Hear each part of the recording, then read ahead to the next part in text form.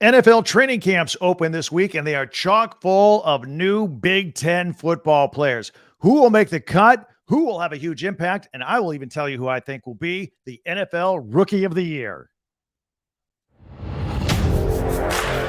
You are Locked On Big Ten, your daily podcast on the Big Ten Conference. Part of the Locked On Podcast Network, your team every day.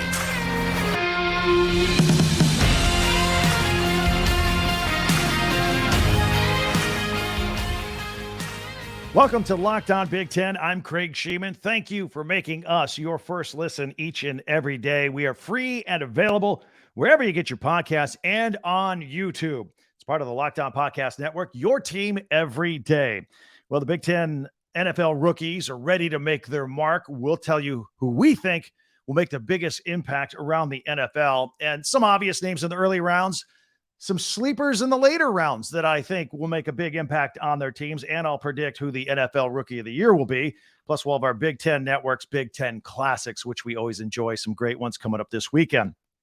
Be sure to subscribe and follow Locked On Big Ten for free wherever you get your podcast. That way, you get the latest episode of this podcast as soon as it becomes available each and every day. Well, let's kind of start in order, go through first round, second round, some of the big names, a lot of Big Ten players going in the early rounds. And then later on, we'll have some surprises for you that you'll want to hang on and listen to some opinions there for sure. And I would love your opinions too on Twitter and on YouTube. But let's get into it. CJ Stroud, quarterback out of Ohio State, is going to be given every opportunity to succeed with the Houston Texans. They still haven't recovered from the Deshaun Watson debacle.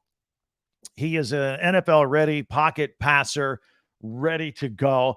And if he should have a great year and be in the running for Rookie of the Year, I think his biggest competition will be his own teammate. Remember, the Texans picked second overall. They took CJ Stroud, and then they got the third pick in the draft, and they took Will Anderson, the edge rusher out of Alabama. I think he's going to be in the running as well. So those might be a couple of the top guys right there off the bat. Also, Devin Witherspoon had a great career at Illinois at corner, and now he's with the Seattle Seahawks. Interesting story here with the Seahawks. They took Tyreek Woolen in the 5th round in 2022, but he played his rear end off, and now he's a regular guy. I mean, they got a steal in the first round. Now you put him with Devin Witherspoon. I think Seattle, they're great on the edges. They're all set at corner on defense, and they're loaded at wide receiver on the outsides on offense. So good move by the Seahawks to get him. Also, Paris Johnson Jr. out of Ohio State, going to the Arizona Cardinals, signed his 4-year rookie contract on May 11th. He can play either guard or tackle, although I think he ends up at tackle. His job is to protect Kyler Murray whenever Kyler Murray comes back from injury, and however long Kyler Murray remains with the organization. You never know with that, but I do think Paris Johnson Jr. will have a very long and successful career playing a tackle for the Arizona Cardinals. Also, some other players that grabbed a lot of attention on the draft, and I think as we look forward to the upcoming NFL season, of great impacts on their particular teams. Peter Skoronski, tackle out of Northwestern, probably just glad to be out of Northwestern, frankly, after everything they've had happen to them in the last week. He's going to go to the Titans. They have a strong running game. He could play either tackle or guard. And I think he's all primed. He could have a very, very long and lucrative career as well. The 13th pick of the draft with the Green Bay Packers. And they took the first of 2 Iowa linebackers to get drafted in the first round. Lucas Van Ness, he goes first to the Packers. He signed in June. He's good to go. Preston Smith is there. He's 31 years old. We talk about guys that have immediate impact and maybe other guys that have to bide their time. I think Lucas Van Ness probably won't start right away. Going to be kind of a situational, rotational guy, I think, with Preston Smith, and he'll have to work his way into the lineup that way. His teammate, Jack Campbell, linebacker at Iowa, goes to the Detroit Lions 18th, and he signed back in May. Just a specimen at 6'5" and 250 pounds, a lot of range, fast. The thing is, though, with him, I don't know if he's going to be a starter. I think he's going to have to work his way into the lineup there. There are other players. They're pretty deep at that linebacker spot, but the word was out at minicamps that maybe he wasn't as up to speed and ready to go. So he might take a little bit of time. That could all change here in the summer training camps, but that was the word I heard. Jackson Smith and Jigba, the wide receiver out of Ohio State. He was the next Big Ten player to go at number 20. He goes to Seattle. Ohio State continues to produce NFL caliber wide receivers. Very impressive. They're like a factory. And Seattle, I just told you how great they are on the outside with defense and also at wide receiver. Bit of a surprise pick, to be honest with you, because they already had DK Metcalf and Tyler Lockett. Now they got Njigba. Who are you going to cover? Who are you going to cover? Geno Smith is going to love having all these weapons over there at Seattle. And Njigba signed his contract back in May, so he's good to go. Dante Banks goes 24th in the first round, the corner out of Maryland, to the New York Giants, signed a 4-year, $13 million contract, fully guaranteed. Sweet. That was back in May. He was the Giants' number one need. Well, the Giants have two number one needs. They needed help at corner and they needed help at offensive line. They did address that later. We'll get to that later on. And also Banks, he's fast, 4.38 speed in the 40 at the combine. I think he'll be a starter day one, be ready to go. They had such a need there with the New York Giants. And the last Big Ten player taken in the first round was Macy Smith, defensive tackle out of Michigan. He goes to the Dallas Cowboys.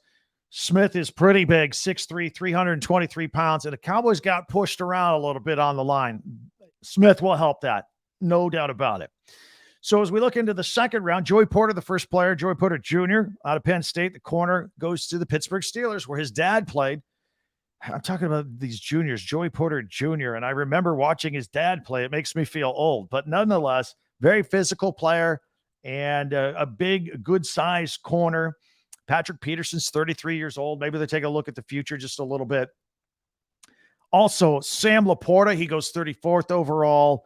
He's a tight end out of Iowa. He goes to the Detroit Lions, a crisp route runner. Interesting story here. I haven't even really figured this out yet, but the Lions drafted TJ Hawkinson, a tight end out of Iowa. And then after he was doing really well, they traded him to the Vikings, got some draft picks and got some, and they end up drafting another tight end out of Iowa, Sam Laporta. They think maybe he has even higher upside than TJ Hawkinson, who I thought, frankly, was pretty good. But we'll see how Laporta does in Detroit. He'll definitely get the ball thrown his way. Joe Tippmann is the next Big Ten player picked. He's the center out of Wisconsin. He goes to the New York Jets. I don't think he's going to start right away. In fact, they have a 30-year-old Connor McGovern, and I think they just gave McGovern a new contract, if memory serves me right. So Tippmann doesn't have to play right away, but maybe they're looking ahead to the future. You never want to be shorthanded on the offensive line. He goes to the Jets, and you'll get a lot of chances to see him. As you all know, Hard Knocks is doing the New York Jets this year, and I think their first episode is on August 8th. So you'll get to see Joe Tippmann and what it's like for him as a rookie coming in there. Jartavius Martin, the safety out of Illinois, goes to the Washington Commanders, and he could push for the nickel job, the starting nickel job there. They also added Emmanuel Forbes, so they're working on that area of their lineup there in Washington.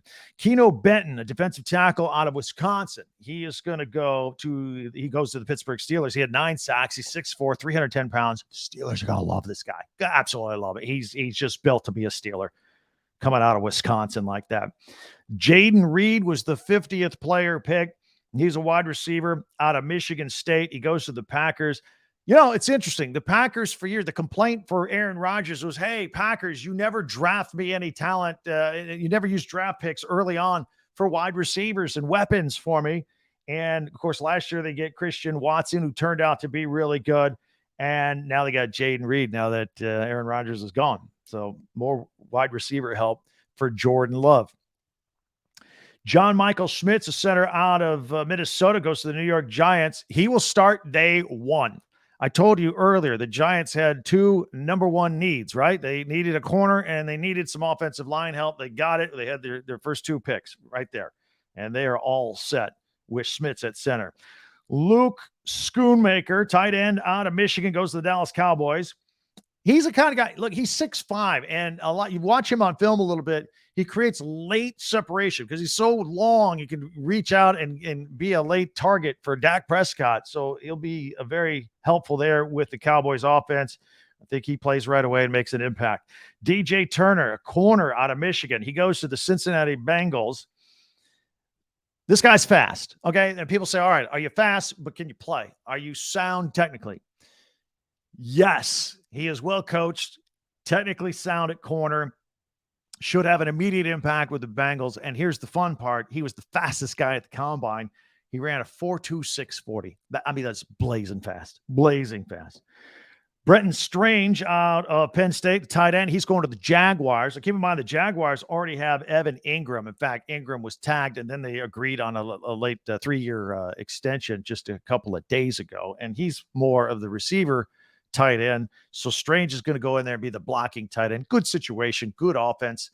Trevor Lawrence and company. I think the Jaguars are a team on the rise. He'll fit in and do very well there. And Juice Scruggs was the last player taken in the second round from the Big Ten, the center out of Penn State. He goes to the Houston Texans, and pretty good at run blocking and pass blocking. He'll play either guard or center. So he will fit in very nicely there. So those are the more high-profile guys we have in the Big Ten going in the first 2 rounds of the NFL. We are going to look at some sleeper picks, some guys that were drafted later. Maybe they fell. Maybe the rest of the country really hasn't heard of them much. I think there are some surprise players there that are going to catch a lot of people's attention that were drafted later. And then we'll cap it off with my prediction for who I think will be the NFL Rookie of the Year. And I'll let you know if that is going to be a former Big Ten player or not. So all of that is coming up as we continue on Locked On Big Ten. I want to tell you about LinkedIn. You know, these days, every new potential hire can feel like a high-stakes wager for your small business. And you want to be 100% certain that you have access to the best qualified candidates available because you want to be 100% certain you're hiring the right person. That's why you have to check out LinkedIn Jobs. LinkedIn Jobs helps find the right people for your team faster and for free. I don't know if you've ever been in a position to hire somebody. I have. And if you're listening to me right now, maybe this is your problem. You got to hire some people. The hard thing when people leave and you got to replace them now, maybe other people have to double up and you've got this stress in the office. You got to get people, you got to get them fast, but you want to make sure you hire the right person. And that's where LinkedIn Jobs can help you. And it's very easy to create a job post. And you just add your job and the purple hashtag hiring frame for your LinkedIn profile to spread the word to everybody out there that you're hiring. Simple tools like screening questions make it easy to focus on candidates with just the right skills and experience so you can quickly prioritize who you'd like to interview and eventually hire. It's very easy to do, and it's why small businesses rate LinkedIn Jobs #1 in delivering quality hires versus leading competitors. LinkedIn Jobs helps you find the qualified candidates you want to talk to faster. Post your job for free at linkedin.com/LockedOnCollege. That's linkedin.com/LockedOnCollege to post your job for free. Terms and conditions apply. All right, here on Locked On Big Ten, we spent a lot of time on the first 2 rounds of the NFL draft, guys from the Big Ten that maybe, everybody's heard of. Some other guys fell that were really good. They got drafted later for whatever reason. And I'm going to tell you which ones I think will still be impactful players with their teams as we're starting NFL training camps across the country. And then we'll cap it off, and I'll tell you who I think will get the NFL Rookie of the Year and whether that's a Big Ten person. All right. Jake Moody out of Michigan, the kicker, goes in the 3rd round of the 49ers. Robbie Gould is 41 years old. They decided to both go their separate ways. It is very rare that an NFL team will spend a 3rd round pick on a kicker. Jake Moody might be the one guy that's worth it. He's about as accurate as any kicker there is. He owns every Michigan kicking record, and he's made big kicks and made the 59-yarder against TCU in the postseason. This is a guy that's going to have a really long career as a kicker for the NFL. Again, a 3rd round pick for a kicker. It really doesn't happen. It doesn't make sense usually, But, the 49ers lineup is pretty good. They had two questions, the 49ers, that they needed to fill. Quarterback, because of the injury situation, but they're loaded everywhere else, and they needed a kicker, so they got a kicker. Another player I think you should watch eventually is Charlie Jones, wide receiver out of Purdue. Very solid player. Goes in the 4th round of the Bengals, but the only problem is for you Charlie Jones fans or Purdue fans, and he runs great routes. He's on a team that is loaded with Pro Bowl receivers. They got T. Higgins and Tyler Boyd and Jamar Chase. I don't know if there's enough footballs for all these wide receivers. So it might be a minute before Charlie Jones really gets to see any significant playing time, but he's a pretty good football player. Another one to watch, and I think this might be a steal, and it's going to be interesting to see how it plays out, but Sean Clifford, quarterback at Penn State, goes in the 5th round of the Green Bay Packers. You all are familiar ad nauseum to the Green Bay Packers quarterback situation with Aaron Rodgers gone and Jordan Love is there. Just pose this question for you. What if Jordan Love isn't any good? What if he struggles? What if he just isn't what they expected? They're used to, the Brett Favre transition to Aaron Rodgers, and they think Jordan Love can be smooth sailing, right? There's no guarantee. That doesn't happen for teams all the time. So if he comes up short, I would not hesitate 1 minute to give Sean Clifford a chance to play. 4-year starter, 10,000 yards throwing. He's a leader. He can extend plays. And I actually think the Packers got themselves a steal and some nice security at quarterback in the 5th round with Sean Clifford. Now, here's another one. Here's one that put a big old star by his name. Chase Brown, the running back out of Illinois. He went in the 5th round to the Cincinnati Bengals. And I think that's a pretty good steal. And we all know what's going on with running backs now. They're not getting paid. And Joe Mixon is still there, but Joe Mixon has had some off the field issues I think they're getting a little tired of. And they asked him to take a pay cut in order to stay. He agreed to it, by the way.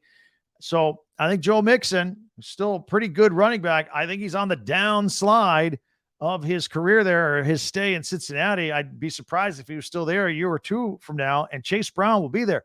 Nobody realized it. Chase Brown rushed for 1,600 yards last year, and nobody talked about it.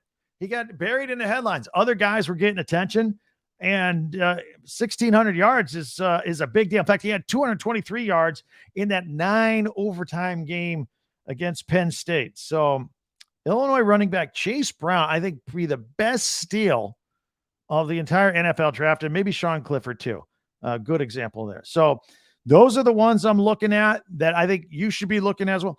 Heck, this might be some good picks for your fantasy football team, which we won't get into right now. So some predictions on who I think is going to be in the final running here for Rookie of the Year. Look, it was a guy I started out talking about. I think C.J. Stroud out of Ohio State with the Houston Texans has the best chance out of all the Big Ten alumni that are now in the NFL. He has the best chance to be Rookie of the Year. And again, some of his strongest competition will be his own teammate, like Will Anderson, the edge rusher out of Alabama. I think Bryce Young, the quarterback out of Alabama, that's going to the Carolina Panthers.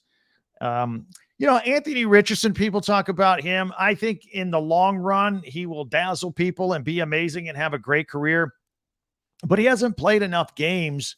He basically played one season of college football. Now he's in the NFL. Usually that doesn't mean for a great rookie year. So I don't know that he will win, but I think in the long run, it'll be very good.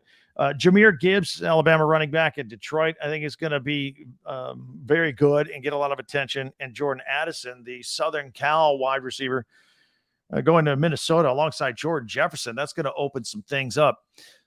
And I know those are all non-Big Ten, but I think those are the biggest players that will give competition to C.J. Stroud for Rookie of the Year. But out of all the Big Ten players, I think C.J. Stroud is set up to possibly have the best chance of being the NFL Rookie of the Year and a proud Big Ten alumni. What do you think? Hit me up on Twitter at Talk Big Ten. Hit me on the comments down below here on YouTube. Would love to hear from you. And I also want to thank you for making Locked On Big Ten your first listen each and every day. And every dayers, our next show is going to take a look at Big Ten freshmen. We're getting ready to start the season. We're all very excited. Big Ten freshmen. who will make an early impact on their schools. Not going to redshirt, not going to be buried on the depth chart. These are guys that are going to step in and play. We're going to look at them during our next podcast. In the meantime, make sure to subscribe. We're growing in subscriptions every day. Thank you. Go ahead and click it down below. It's free. Just click it. You'll be helping me out. If you already have subscribed, think about a friend, maybe a Big Ten alum, family member that loves Big Ten. Hit the share arrow and share this podcast with them. I would really appreciate that. Let's continue to make this thing grow leaps and bounds. It's really growing fast here on Locked On Big Ten, and I'm very appreciative of all that. So share, follow, like Locked On Big Ten. Coming up next, our weekly feature. It is the Big Ten Network's Big Ten Classics. Some really good stuff to watch if you want to stay cool and stay inside away from the heat and watch some great Big Ten stuff and go down memory lane. That's all coming up on Locked On Big Ten.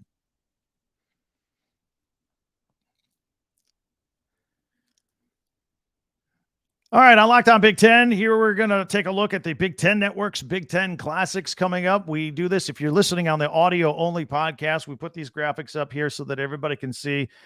And for those of you that can't see it, I will describe it in detail. We usually start with, we do the Friday, Saturday, Sunday combo on the Big Ten Network's Big Ten Classics. Start on Friday on July 21st. And these are Eastern times, by the way. So only put them on the screen. A lot of Maryland, a lot of Nebraska, and a lot of Iowa this weekend. If these are your teams, make sure you lock in and watch some of this. It'll be fun. Friday at 5 p.m. Eastern is a Maryland football classic, 2018 Illinois versus Maryland. This is the one where Javon Leak had a 97-yard kickoff return and rushed for 3 touchdowns in that game. 10 p.m. Eastern, a Maryland basketball classic, 2017. Michigan State and Maryland, where Melo Trimble hit that game-winning three-pointer with just 1.1 second to go, if you remember that. And at 11 p.m. on Friday night, Big Ten Elite 2002 Maryland versus Indiana basketball. And it's a behind-the-scenes look leading up to the national championship. Remember, Maryland was not in the Big Ten at the time, but they took on Indiana. They were out of the ACC, Indiana, obviously the Big Ten, and now Maryland. They're both in the Big Ten. But anyway, you go back behind the scenes, 2002. I was at that game, by the way, in Atlanta. I remember that. So you can see all the behind-the-scenes stuff there. Saturday, July 22nd, Nebraska Football Classic from 1994. It is Colorado versus Nebraska. Brooke Behringer, 142 yards passing, a touchdown, and he led the third-ranked Huskers to victory there. And at 3:30, another Nebraska Football Classic from 2001 against Notre Dame. Deron Dietrich rushed for over 100 yards and 2 touchdowns to lead the 5th-ranked Huskers to victory there. And on Sunday, a lot of Iowa. 4 p.m. Eastern Time, Iowa Basketball Classic from 2023. The Iowa women beating the Indiana Hoosiers. Remember, Caitlin Clark, game-winning 3 at the buzzer to lift the number 6-ranked Iowa Hawkeyes to victory there. They were on a roll at that point, right into the NCAA tournament and Final Four, because at 5 o'clock, another Iowa Basketball Classic, the Iowa women versus South Carolina in the Final Four. Caitlin Clark, another big game, 41 points, as the number 2 seed Lady Hawkeyes won that game 77-73. And then at 9 p.m., Iowa Football Classic on tap from 2000, Iowa versus Penn State. That's the one where Ryan Hansen's game-winning interception in the end zone seals the win. It's all on the Big Ten. Like I said, stay cool. We're all having a heat wave. Stay inside and watch some great Big Ten memories on the Big Ten Network. All right, so that's it. And again, I want to thank everybody for making Locked On Big Ten your first listen each and every day. You everydayers out there, I really appreciate you. Our next show, we'll take an early look at Big Ten freshmen and who will make an early impact with their schools, maybe your favorite school. In the meantime, there are many ways for you to reach out to me at Twitter, at Talk Big Ten, and comments here on the bottom of the YouTube page. Be sure to subscribe and follow this podcast right now on your favorite podcast app, and you'll get the latest episode of Locked On Big Ten as soon as it becomes available each and every day. Now I invite you to check out the Locked On Sports Today podcast for the latest on everything going on in sports. In the meantime, thank you for watching and listening again today. Have yourself a great day. I'm Craig Sheeman for Locked On Big Ten.